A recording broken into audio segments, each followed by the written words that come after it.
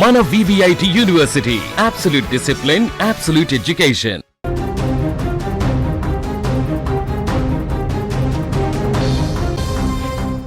కాళ్ళ పారాని ఇంకా ఆరలేదు. వేసిన పెళ్లి పందిరి ఆకు పచ్చదనం కూడా వాడలేదు. అత్తగారింట్లో కుడికాలు పెట్టి అడుగు పెట్టక ముందే ఆ నవవధువు ఆశలు ఆవిరైపోయాయి.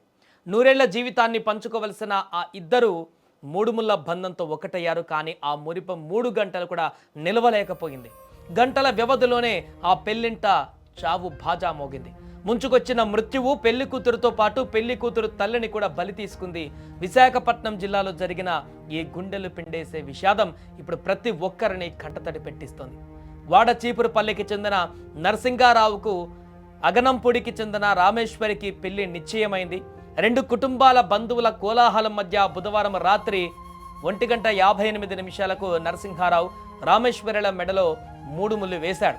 ఆ రాత్రి అంతా పెళ్లి వేడుకతో 2 కుటుంబాలు ఎంతో సంతోషంగా గడిపాయి. అంతా అలసిపోయారు. గురువారం మధ్యాహ్నం నూతన దంపతులు వధువు ఇల్లు ఉన్నటువంటి అగనంపూడికి వెళ్ళాలి. అక్కడే విధి ఒక చిన్న నాటకమాడింది. రాత్రంతా నిద్ర లేకుండా ఉన్నాం కదా, ఒకరోజు ఇక్కడే రెస్ట్ తీసుకొని రేపు వెళ్దామని పెళ్లి కొడుకు నరసింగారావు అడిగినట్లుగా తెలుస్తోంది. కానీ అక్కడికే వెళ్ళి రెస్ట్ తీసుకుందాంలే, ఎందుకంటే పెళ్లి కార్యక్రమం అయిపోయిన తర్వాత అక్కడి నుంచి ఖచ్చితంగా ఇంటికి వెళ్ళాలి కాబట్టి ఇంటికి ఎంతసేపు తొందరలోనే గంటల వ్యవధిలోనే అక్కడికి వెళ్ళొచ్చు కదా, అక్కడికి వెళ్ళిన తర్వాత రెస్ట్ తీసుకుంటే కంప్లీట్గా ఇంకక్కడ ఎక్కువ గంటలు రెస్ట్ తీసుకోవచ్చు కదా అని చెప్పేసి కుటుంబ సభ్యులు అక్కడ చెప్పడంతో నరసింగారావు కూడా కాదనలేకపోయాడు.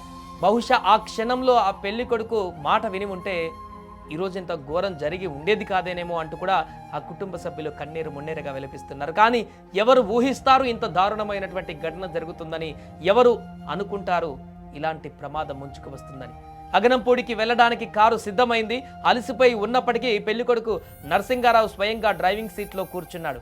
ఆ కారులో నవ వధువు రామేశ్వరి, ఆమె తల్లి కనక మహాలక్ష్మితో పాటు సోదరి వరలక్ష్మి, ఒక బాలుడు నందకిషోర్ కూడా ఉన్నారు. అంతా సంతోషంగా ముచ్చటించుకుంటూ వెళ్తున్నారు. కారు అగనంపూడి సమీపంలోని శనివాడ వద్దకు చేరుకుంది. దారిలో అంతా సాఫీగానే ఉందనుకున్న సమయంలో కారు ఒక్కసారిగా అదుపు తప్పింది. రెప్పపాటులో జరగాల్సిన ఘోరం జరిగింది. పెళ్ళైన కొన్ని గంటలకే, అర్ధరాత్రి 1:58 పెళ్ళైంది. కొన్ని గంటలకే ఇంటికి కూడా చేరకముందే భార్య తన కళ్ళెదుటే విగత జీవిగా పడి ఉండడం చూసి ఆ పెళ్లి కొడుకు ప్రాణాలు విలవిల్లాడిపోయాయి. కారులో ఉన్న సోదరి వరలక్ష్మి, బాలుడు గాయాలతో బయటపడ్డారు. పెళ్లి బట్టలతో పసుపు కుంకుమలతో వెలిగిపోవలసిన ఆ తల్లి కూతుళ్ళ దేహాలు రక్తపు మడుగులో పడి ఉండడం చూసి ఘటన ఇప్పుడు ఆ స్థలంలో ఉన్న వారందరూ కూడా కన్నీళ్లు ఆపుకోలేకపోతున్నారు.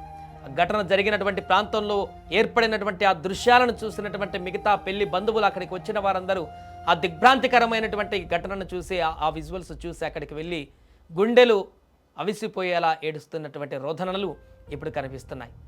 ఎవరు ఊహించారు పెళ్లి ముహూర్తం 3 ముళ్ళు బంధం వేసినటువంటి ఆ 3 ముళ్ళు వేసినటువంటి గంట వ్యవధిలోనే ఒంటి మీద ఉన్నటువంటి ఆ పెళ్లి బట్టలు కూడా ఇంకా తీయక ముందుకే, ఆ ఒంటి మీద ఉన్నటువంటి పసుపు కుంకుమ కూడా ఆరక ముందుకే, కాళ్ళ పారాని కూడా పచ్చిగా ఉన్నటువంటి ఈ వెంటనే 3 ముళ్ళు వేసిన గంటకే అతను కారులో వెళ్తున్నటువంటి సందర్భంలో నెలకొన్న ఈ దారుణ ప్రమాద ఘటన అక్కడ పెళ్లి కూతురు జీవితాన్ని ఛిద్రం చేసింది.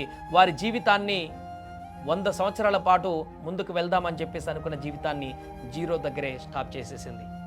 ఏదేమైనా ప్రస్తుతం ఈ ఘటన తెగ వైరల్గా మారుతుంది. ఆ పెళ్లి కూతురు అక్కడ పెళ్లి మండపం వద్ద సందడి చేస్తున్నటువంటి దృశ్యాలు, అంతకు ముందు ఆడిపాడినటువంటి దృశ్యాలు, అందరితో కలివిడిగా తిరుగుతున్న ఆ పెళ్లి జరుగుతుందంటూ సంతోషపడినటువంటి దృశ్యాలు కూడా ఇప్పుడు ప్రతి ఒక్కరిని కూడా దుఃఖసంద్రంలోకి నెడుతున్నాయి. ఆ బంధువులందరినీ కూడా ఆ జ్ఞాపకాలను గుర్తు చేసుకుంటూ, కొన్ని గంటల క్రితమే ఈ జ్ఞాపకాలన్నీ మా కళ్ళ ముందు కనపడ్డాయి, కానీ ఇప్పుడు అక్కడ పెళ్లి కూతురే లేకుండా శవమై మృతదేహంగా అక్కడ మారి ఉండడం చూసి వారి కళ్ళు భీతిల్లిపోతున్నాయి.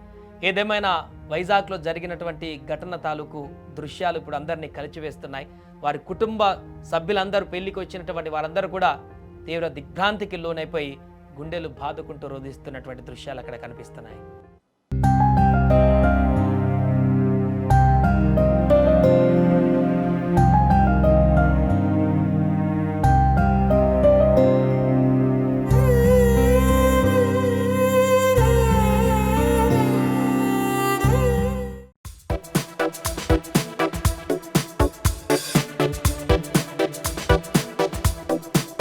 చేస్తారు